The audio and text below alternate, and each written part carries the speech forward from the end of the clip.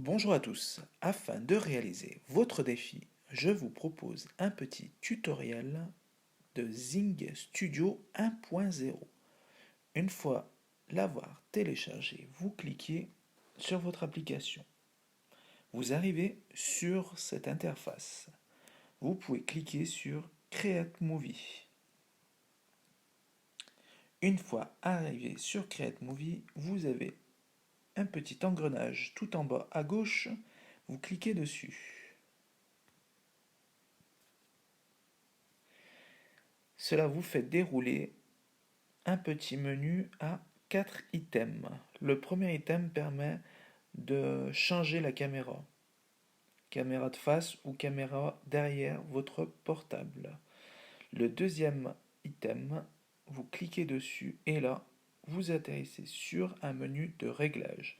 L'avantage de cette application pour créer des stop motion, c'est que vous pouvez utiliser la technique d'incrustation pour vos décors. Vous n'êtes pas obligé de créer un décor en carton, en papier ou comme vous le souhaitez. Vous pouvez incruster un décor sur un fond vert ou bleu.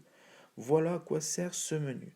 Si vous mettez On, vous décidez d'utiliser le mode incrustation, c'est-à-dire que vous pouvez, si vous avez mis un fond bleu, vous pouvez sélectionner le fond bleu ou le fond vert. Moi, j'ai un fond vert, j'utilise le fond vert.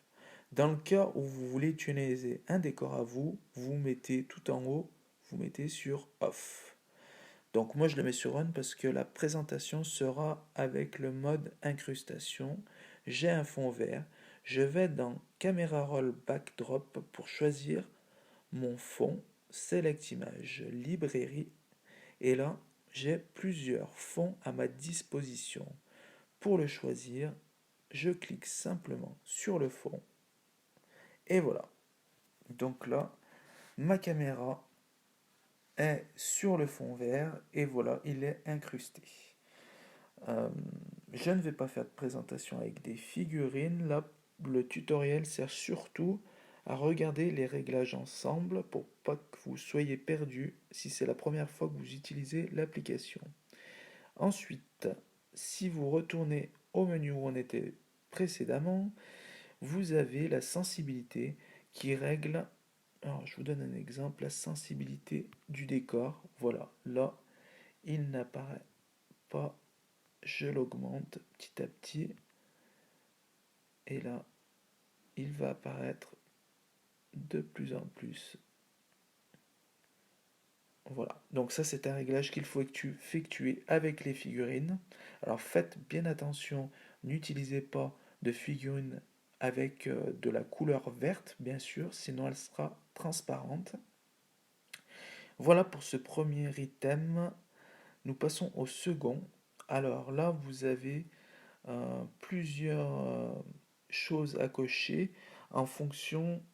Alors, c'est un menu surtout pour la qualité et la netteté de l'image. Donc là, je vous invite euh, à vraiment enlever ou mettre le mode pour voir quel effet il a sur votre éclairage, sur votre scène. Voilà. Le Ghost Image. Alors, le Ghost Image permet de vous aider à déplacer vos figurines. Elle garde en mémoire donc du coup le dernier mouvement. Vous l'avez en filigrane, donc vous l'avez en filigrane et donc vous pouvez avancer votre figurine. Voilà, c'est pour mieux gérer le déplacement de la figurine. Comme ça, vous savez si vous devez bouger un bras, vous l'avez en filigrane et vous pouvez faire une progression idéale. Voilà. Le menu grid qui est celui-ci. Donc je vous montre. Là, il n'y a pas de grille. Et là, il y a la grille. Pareil, c'est pour gérer le déplacement. Vous avez la zone de travail qui est balisée par des rectangles. Voilà, le timer, c'est pour mettre un décompte pour prendre la photo. Voilà pour ce menu.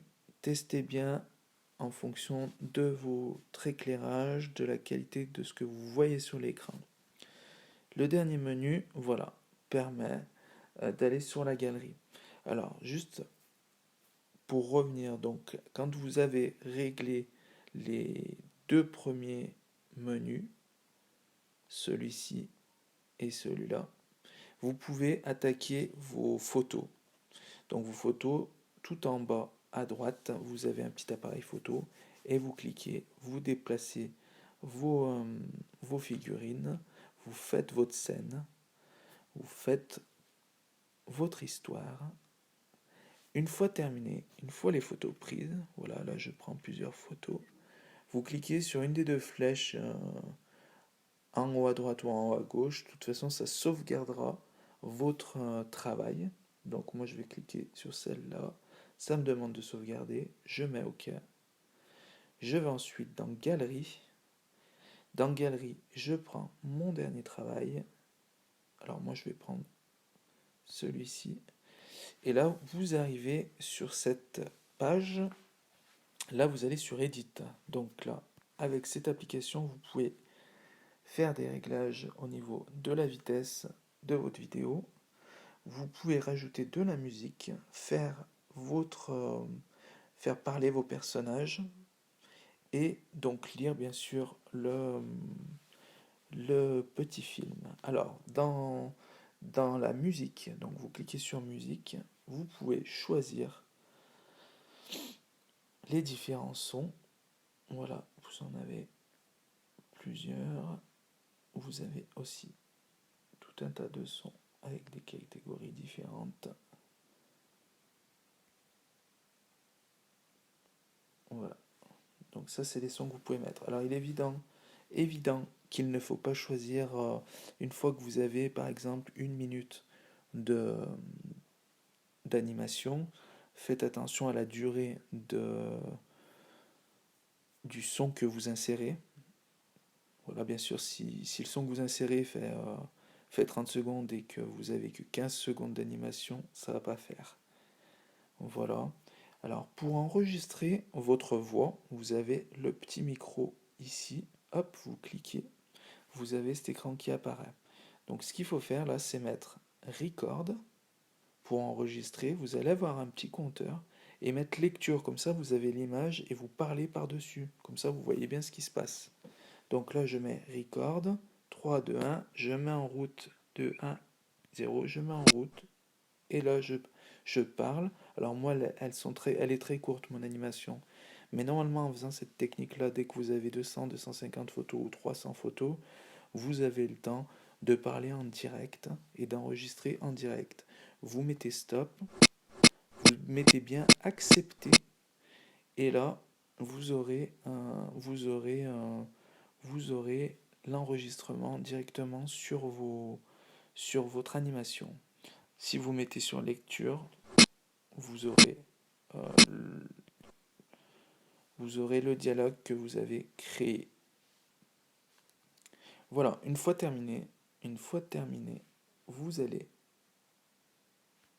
en haut à gauche sur la petite flèche, vous revenez en arrière, vous mettez Save, vous choisissez le format, et là, votre petite animation est sauvegardée directement dans votre répertoire photo, vidéo de votre téléphone. Voilà, j'espère que ce petit tutoriel vous aura aidé. Je vous remercie et bon défi!